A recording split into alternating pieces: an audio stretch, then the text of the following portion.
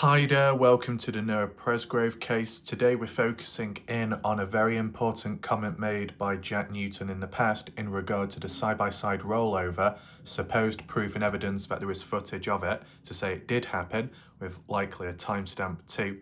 It also complements what Kaden Pressy had to say in Kaden's police interview, and it links in with what I've been talking about a day or two ago. So that's why I'm covering that. Be sure to stick around for the full understanding. I'll be showing you the screenshot, the conversation of what Jack had said, and then see if it links onto any other additional points. There is also a level of darkness which has unexpectedly happened, and in a way, I'm on the receiving end of it. So I'll be sharing that shocking news with you. Some people are aware, if you were present last night in the live chat, I did a little announcement. So I'm going to do it again today, but I'm also going to show a screenshot in regard to what has gone down. And I'll just keep it there for now, at least, just in case. Welcome to anyone that is watching this live premiere. Share your thoughts, reactions in the live chat box on the right-hand side of the screen. And if you want to drop any comments below with questions under the video, feel free. That'll help with spreading awareness and getting the videos out there.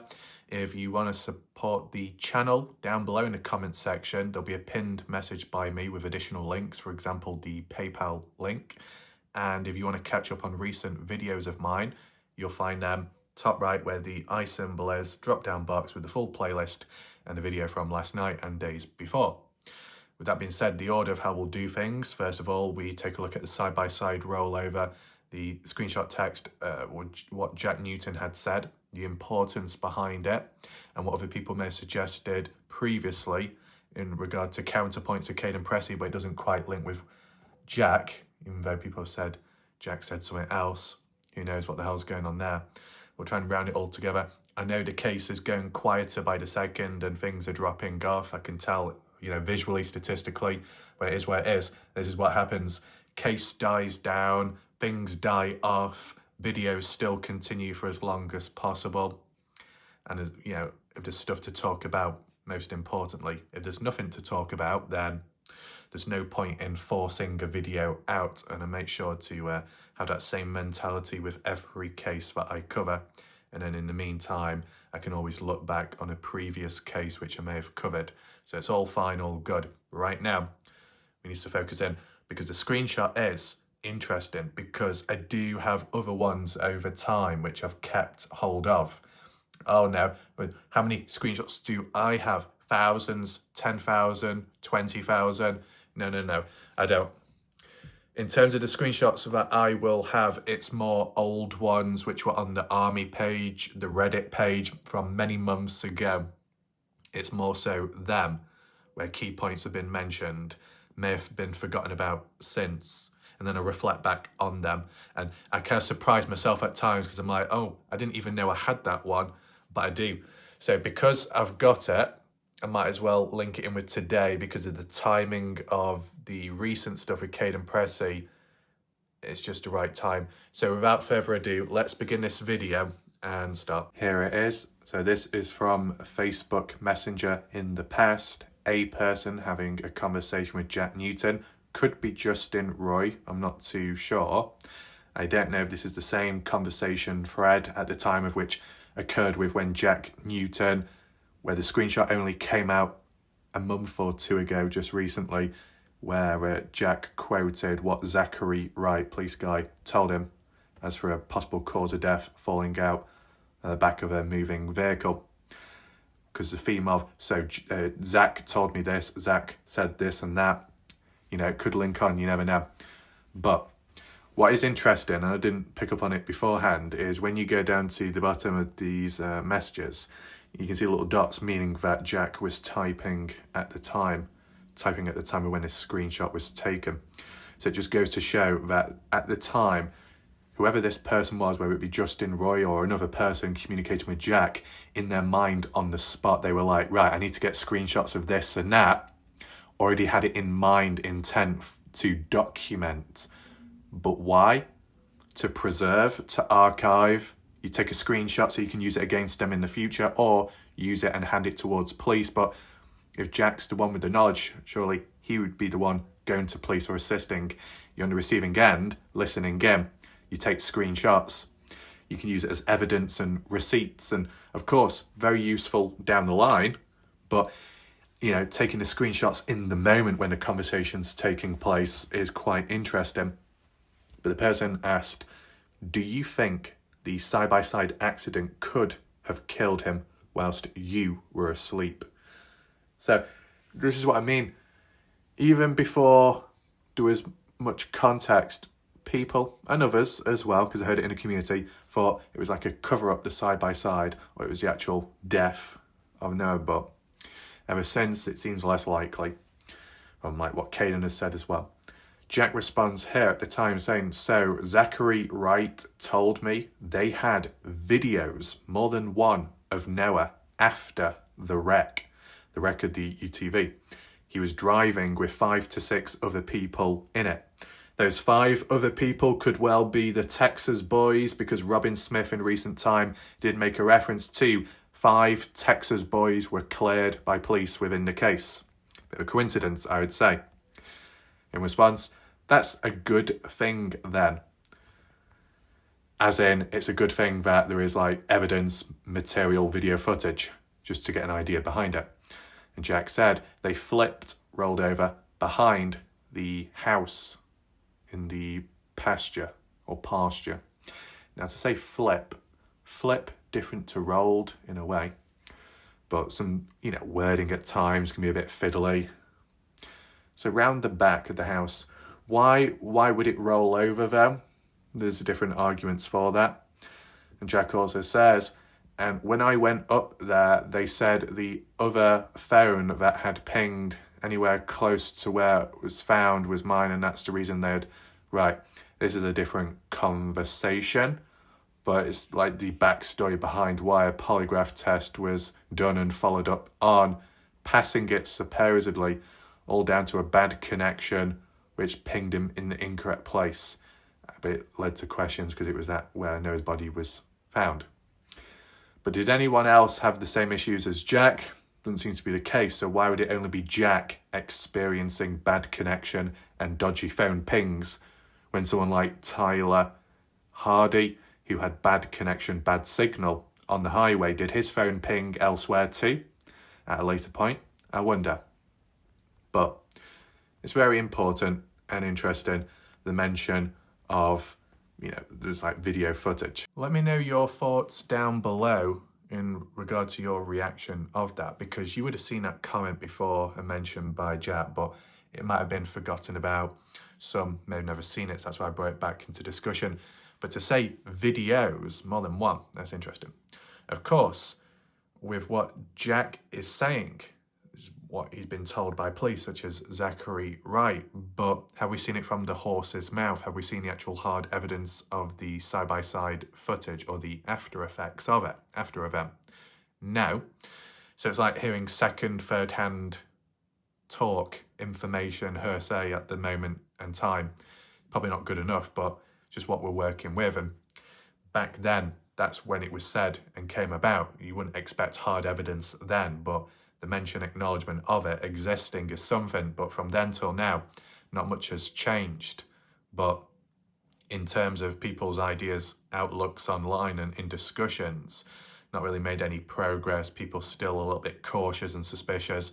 But, with what, I guess you could put it this way, with what Jack says, you could be skeptical of, because he's been told it from somebody else and it's just been passed on down. But then you look at Kaden Pressy, who didn't witness it either at the time because of being asleep, but actually saw like second-hand hard evidence passed on to him, as in being shown it, a photo or a screenshot from a video of the after event of the side-by-side rollover with a timestamp attached of 2:40 in the morning. Now, that came from the June 2024 private police recorded interview with Kaden Pressy, later leaked online publicly. And it's kind of shocking for some people. It stood out to me, of course, that there was video footage of it and it showed Noah in a certain way on the ground and bloodied with a nose injury.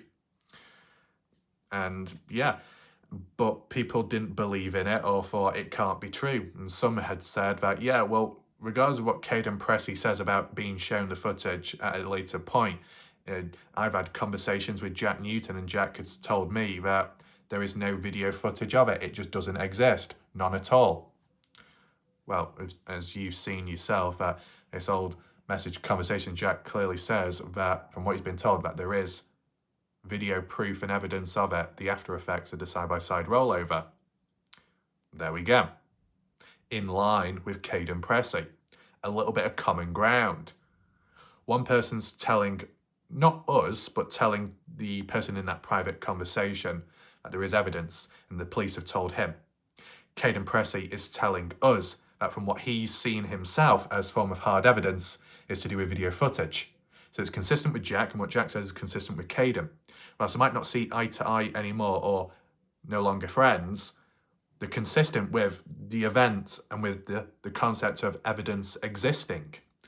But it's members of the general public that are going against it, which is very interesting, is it not? Or has been at some point. You know, at the end of the day, it's important to be able to see the footage of it happening, even if it doesn't link directly to the death of Noah or injuries either. It's just a part of the timeline that wants to be filled out, the grey areas too, the timing of it. Once you get an understanding of the timing of it truly, and if there's consistency there, and more, then, you know, it can complement the next event that follows after, which would be the bathroom situation and having a shower, a wash. The most important part, though, with what Jack had said, is Zachary highlighting there is more than one videos of the after effects of the side-by-side rollover, meaning what? Different, multiple people were recording it at the time, or just afterwards, pulled the phones out. How many people were truly there then? You got Noah, you got 5 other guys, maybe Texas boys, and then who else was outside, round the back, stood about, watching, cheering it on, and then how many people were inside? Well, supposedly inside would have been Kaden, Brylan, Mikey, Isaac. As for the girls, don't know about them. There's still quite a few grey areas, isn't there? But there can be additional updates that obviously would be helpful. It makes you think of when Kaden Pressy was shown the footage by a guy at a later point. Was that guy who had the footage one of the people that recorded it at the time? And if so, was it handed over to police? You'd think so, because if Zachary Wright has said that there is footage out there, passed it on to Jack, not as in the footage, but just as a heads up that it does exist, and then, you know, going about being understood. But in certain ways, how it's been handled or how it's been mentioned, some of the news and some of the material, has it been distributed appropriately? That pieces are part of a case and evidence along the way and material collected should be handed over to police and authorities, but maybe along the way it's been dished out to either members of the general public or people within the case, and is that a bit of conflict of interest or could cause some kind of issues?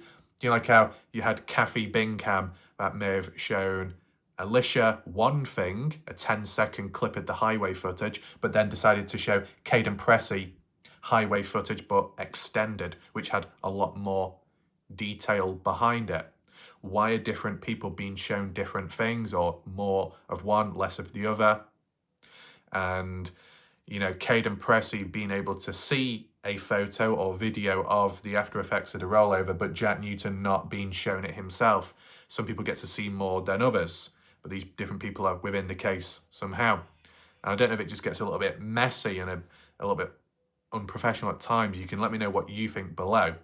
In regard to the concept of rolling over, I have given my rough thoughts about it. I can always reiterate it once again with this reinforcement of multiple people being on that side by side. And we'll just head on over to the map so then I can pinpoint to you with the mention of Jack's comment. So here we are. We're actually on Bing Maps instead. And the reason why is because it's a little bit more relevant to the time of when the party took place. Granted, this might be 2022 imagery, and what we've seen on Google Earth since has been 2024.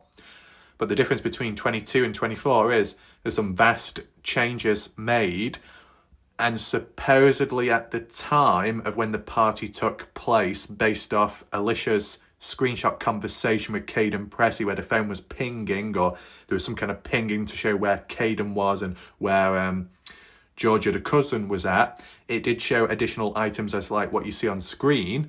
I'm taking that into consideration in regard to the side-by-side rollover, because was it an obstacle which caused Noah to swerve out the way, hence why it rolled over? You get where I'm coming from? That's one explanation. And zooming in, well, yes, you do see some vehicles, cars parked up there. That isn't the be-all and end-all of the party itself, because this is older. But round the back, you've got decking, and then you've got a pool, like a little small swimming pool. And then on the right, you've got trampoline. So a range of different stuff to play with. No longer there anymore. As to why, I don't know, personally. But if things like that were present when Noah was driving around the pasture, and that's when it rolled over, there isn't much space going on, because yes, you got the outline, the rest of the field, but if I'm correct in saying, in some areas, I think it's like fenced off, or it was, so there'll be maybe only so much space to drive around the back of the house, and you don't want to be colliding with any objects back there. So does anyone think that they could have got in the way? I mean, it could have been a pasture on the left, pasture on the right, a little bit more space back there. You can see like the outline perimeter, and I believe that's fencing. So there's not much room to be driving about there. The other point to acknowledge, if there's like 5 passengers, how many seats does the like side-by-side have? 5 seats for 5 people? Or 3-4 seats, and the odd person may have had to have hung onto the outside of the vehicle. Depending how the people are distributed in the side-by-side, more on one side than the other, it could have caused an imbalance, hence adding a bit more momentum to when the vehicle shifts, turns, hard left, hard right, depending how fast it was done as well, and the speed. Adding all that together in the momentum could be enough to cause it to roll over or tip over, as some people have said. And, once again, even if it's not that catastrophic, the outcome, it's just like a bit like reckless behaviour in a way. And the only thing you can say as a positive is at least it happened on site of the property and not along the highway. Because if it happened on the highway, other people's lives, general public, could have been in danger, at danger. And it always makes me think in some ways that when you get the highway here, that if it wasn't just Noah Presgrove that may have passed away, if it was down to like drunk driving, if you had passengers as well messing about and, not being seated properly or tipping the vehicle and rocking it, who knows? That what would the outlook be on the social hosting laws then in a different situation, like a tragedy, a true accident, not a murder, not foul play, but just pure reckless driving, drunkenness? Would anyone have a different outlook on it? Would people still be thinking, right, this person's to blame, that person's to blame, just as a measuring stick, and that's all? But previously, the only other reason what I was thinking in terms of getting into the side-by-side was Noah trying to get a vehicle in order to get back home. And that when he was driving about, as soon as it rolled over, he just wasn't physically able, mentally able, in the right mind. He was too drunk to be driving. So he just gave up on that idea. That was the only other suggestion. But, if you've got other people present and different videos of it and the after effects, it could tell a story. It could fill out grey areas. The different camera angles and who was present, any, change in atmosphere, body language analysis. You could get so much from it, to be fair, but will it ever be released publicly? Who knows at this point. Moving on to the next theme of today's video, a key topic. What you see on screen is what I received yesterday at 21:44. This was during the time of my live premiere when I got a notification. And this all appears to be official and legit. First time round, I believe I've got something like this, to my knowledge, especially in like true crime in a case like this. Okay, there's been other times in the past where you may have got like a copyright notification, but that's on YouTube directly or on YouTube Studio. in this regard, it was straight through Google, and I don't know if that means it was done like in a third party way or not, but details were given. But I'm only going to show you a small part of it, out of respect for people's privacy, and I don't want to make the situation any worse, if you get what I'm saying. But let's just read what's on screen. Hello. We received the copyright infringement notification below regarding your video or videos. We believe your content is protected by fair use, fair dealing, or a similar exception to copyright protection. We are writing to let you know that we do not plan to remove your video or videos at this time. That means that at this moment I've done nothing wrong, but if the idea changes with time, then YouTube will take my video down. And this is a very interesting message, because I've not seen or ever come across something like this before, where YouTube is actually defending me when some other creator is trying to take me down. I've never had that before, because normally YouTube is never on my side, as you will all be familiar with in recent time elsewhere. But to say that at a later point, not guaranteed, that the video could end up being taken down, action could be taken, this seems almost familiar, but in other ways. Do you know, like when I got the privacy complaint with those 3 videos involving Jack Newton, Caleb Newton, the Warwick boating accident, Caleb's official statement on Facebook, when things like that were falsely reported for privacy violations, even though no guidelines were broken, and then for like 6 months of silence, then in 2025, then YouTube decided to randomly take the videos down, a couple of them, without any warning. So the same could happen here, okay? In regard to the video itself, still have control over availability and the ability to delete if needed, but that doesn't seem to be the case right now. The link to the video is there on screen. If you're wondering which video it is, it's actually a recent one where the title was to do with Kaden Pressy versus Renee Milan versus Jack Newton, I think, and versus Mikey Lair Snapchat post, where we went over it and we went very deep, because there was a handful of viewer request wanted to see an overview outlook of it to compare and contrast Kaden's timeline of when he had left and when Renee had arrived, and how it doesn't tie in together with what other people have said. I went very deep. I used a variety of information and material. I used some video clips as well, which just so happened to use some of this, which has caused a copyright issue. But what I find very interesting is how it was used was actually different to how it's been done in the past. And I'll explain that shortly. But below it says, please be advised that it's possible that the copyright owner will approach you directly to request removal or take other action. This email is not intended as legal advice. If you are interested in more information regarding your options in this matter, you may wish to consult a qualified legal professional. Fucking hell, it's YouTube. It shouldn't be that deep. Bloody hell. Please note the complaint's physical address and phone number have been redacted from the copyright infringement notification. So it's already been redacted, nothing sensitive there, so that's all good and positive. But I did redact some things myself just to avoid any additional problems, as you know, because some people can get very petty. So copyright infringement notification. Thank you. So I think this is more so to do with the receipt of when the person or a person or group filed it out in the first place, where they had to follow through with the steps, they had to tick all the boxes and add in what's been broken and what's been used and given the timestamp and all of that, okay? I just think the timing of it is very weird. Out of all the times it could have been done, only now. So let's just continue reading. Thank you for submitting. Your request will be reviewed to make sure it's valid and includes all elements. In your request, you have asked that we remove the videos and prevent any copies from being uploaded in the future. Is that so? But what about other people in the past, other YouTubers that have used video clips of partners in true crime? Did they get punished the same way or not? Or is it just a WarLike Wrath thing?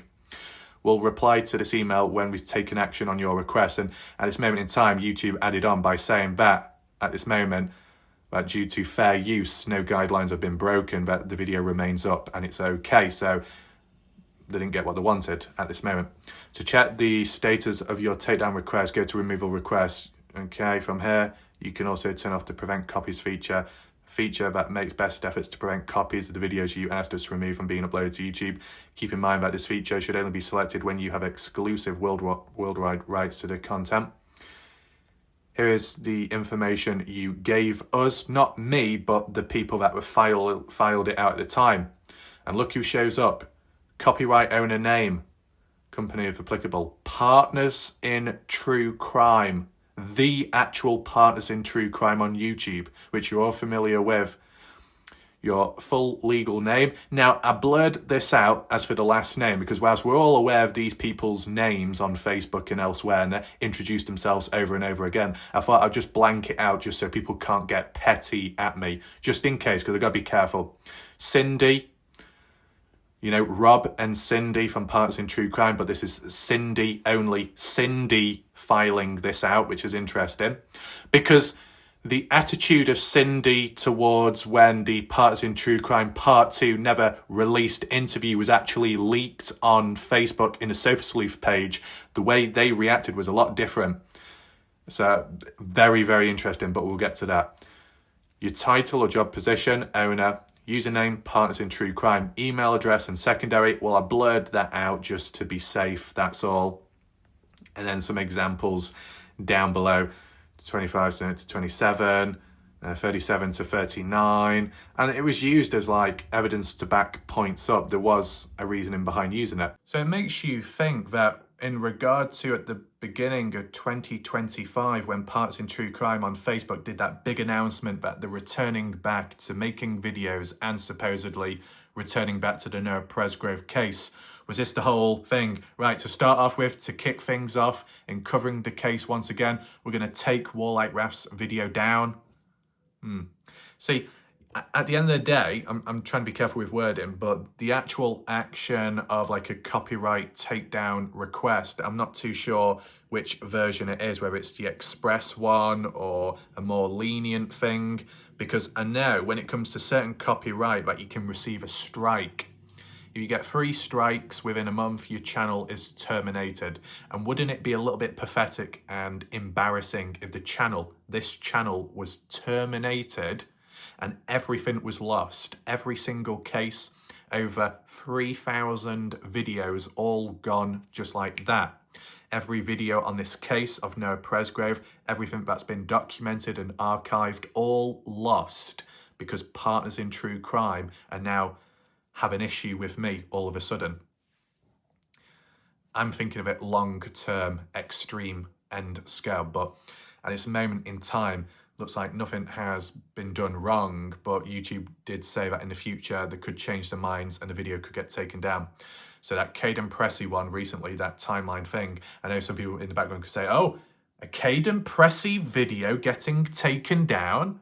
And then in December of 4th, 2024, Alicia Lee had said, if you want to help, report WarLike Wrath's videos to YouTube to get them taken down.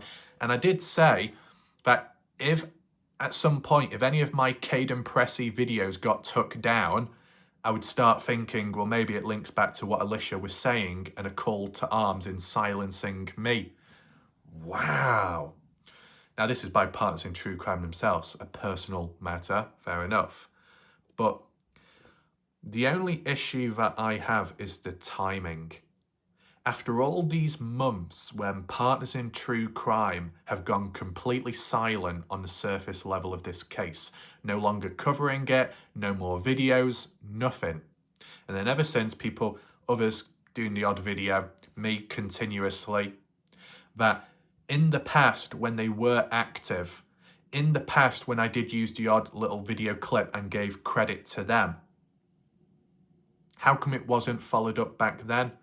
You know what I'm saying? If there's a problem with copyright and it's happening now, at a time of when they're not active, then how come they weren't following up on it at the time of when they were active back then and when other videos were done on my channel?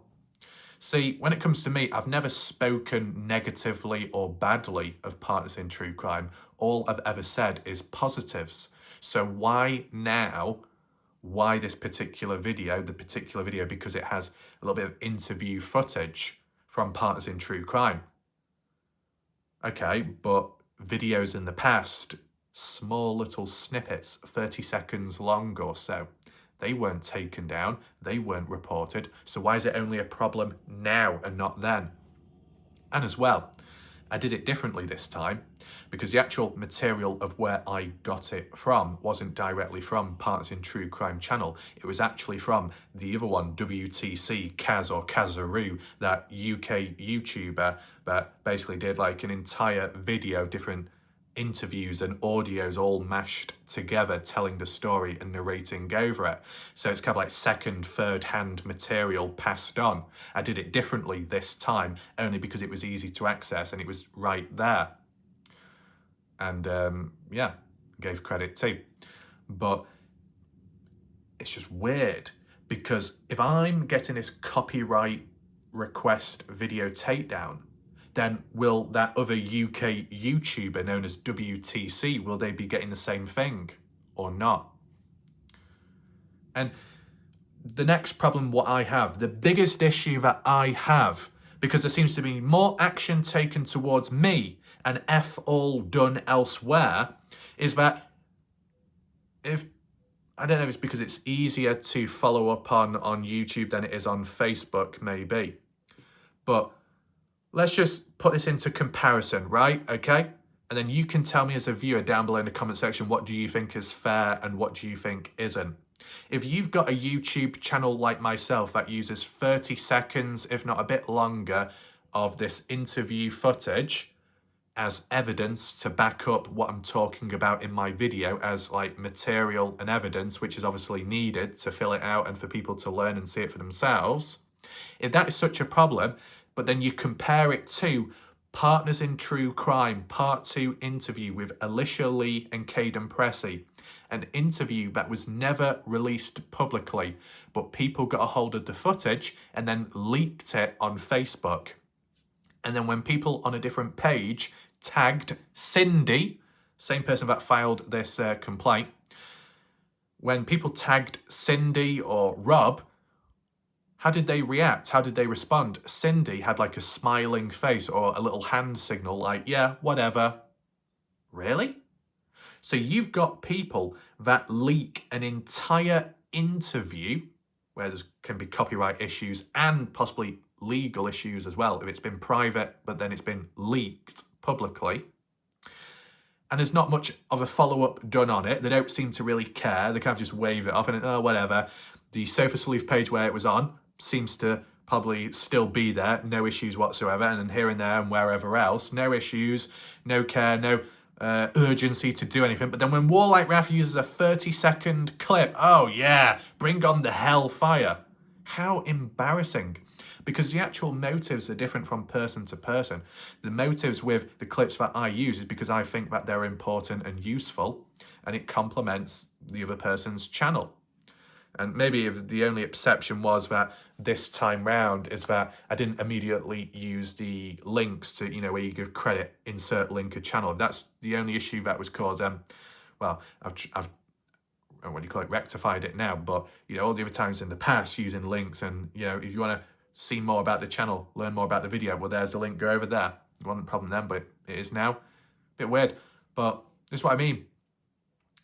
Different people in this case as creators or viewers or outsiders on other social media, and when I've come across certain problems and roadblocks, the actions behind people and what they do can be interpreted, whether they mean it or not, interpreted as pushing other people away.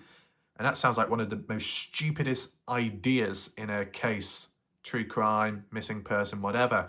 Why on earth would you want to push people away from a case?